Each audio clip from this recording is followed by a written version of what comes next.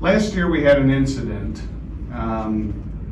It happened on the day of the Christmas party. It was horrible. We were attacked by engineering with snowballs. And I swore that day that we would never be embarrassed. Derek looked at me and said to me as our leader, this was embarrassing, humiliating. I want to change departments. And I swore to him then that a year from this date, we'll be back in the game and we will get those son of a guns. So, that being said, been putting a little thought into how.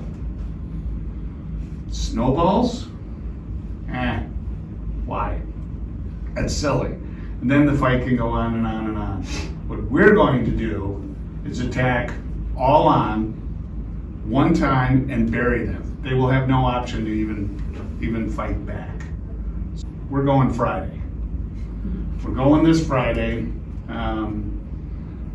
I bought a bunch of supplies. Jeff's got some supplies. We've been watching videos.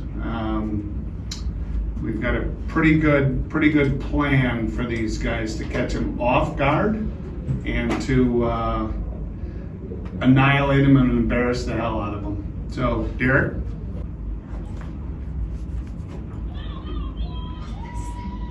Oh. So it's a hairdryer with Oh gosh. Hair dryer, toilet paper, reload, boom, keep attacking. We're going to be attacking from 3 key positions, all 3 doorways. We're going to use, now this is the front attack. It's the hair dryer, paper, paint roller. We're going to go big as well. That Akiyama door over on that side, we're going to bring in a leaf blower. And just leaf blower, double rolls at a time, turn that baby on. He won't even be able to stand up. She just keeps going. She just keeps reloading. This poor guy couldn't get up if he had to. So, Jeff, I think this is where I turn it over to you. So, folks, I think this is a day we've all been waiting for. We've been training for this day. We have been longing for the day that we can get into battle. And so I just have a few words for you on going into battle. First, let me point out that nobody ever won a war by dying for his department.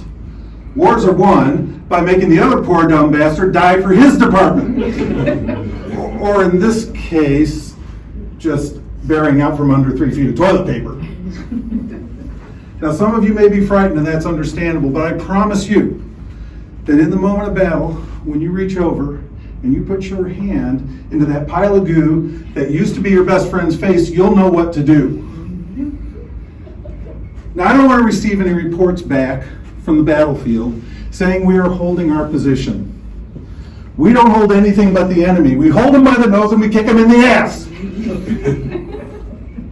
And years from now, when y'all are back home, sitting by the fireside with your grandchild on your knee, and they ask you, Grandma, Grandpa, what did you do during the great Operation Silent White? Well, you won't have to tell them you were shoveling shit in Louisiana. You will be in the battle. Notice the similarities to General Patton? You will notice that the battlefield will be contained to the engineering bullpen. We will not be attacking the areas outside the bullpen, not John's office, not that little office outside there. We will be focused on the bullpen. There. We will attack from 3 fronts. We will have 3 teams. We will have the pink team attacking from the north, red team attacking from the south, blue team attacking from the west. Each team will be comprised of at least 4 positions. There will be a nose guard, a door gunner, supply sergeant, and rear guard. Go ahead. So, the first person to enter the battlefield from each team will be the nose guard. His job is to protect the gunner from any frontal assaults. So the nose guard goes in first and crouches down. Door gunner is in second, supply sergeant right behind him. Supply sergeant will be carrying the ammunition. We expect to have many reloads, and we want to make sure that that reloading goes smoothly. Let's go back. Additional roles of escort. Finally, we have the rear guard. Whoa. The rear guard's job will be to protect the supply chain. If you're running a hairdryer, that hairdryer is going to have to be plugged in someplace outside here. And we do not want anyone to come by, cut off our supply, and unplug the hairdryer. So the rear guard will be stationed outside. There are several outlets that we can choose from. There's one here in the conference or the cafeteria Yes, they've. for the south access. There's also one right here on the wall. There's one on the wall here for this team, for the pink team going in. And there's one right here for the blue team. Now this one is actually hidden behind a shelf. So the rear guard is going to have to crawl through the shelf in order to plug it in, but it is accessible. Everybody understand the positions? Derek, go ahead and give me the next one. So next, here are the teams. We've got a pink team, blue team, and red team. We have 4 people on each team. Your job, team leaders, so Maggie is the team leader, Derek team leader, and Tim team leader. Your jobs over the next couple of days is to get with your team and assign responsibilities. Who is going to be the nose guard, the door gunner, the supply sergeant, and the rear guard? The door gunners will need to practice. We will set up some practice sessions for everybody so they can get the feel of how the weapon works and what they can expect in the battle. We will plan to muster the troops over here in the weight room, the exercise room, on Friday morning at 8:30. From there, we will get our supplies and we will launch our attack 8:45 approximately when we're ready.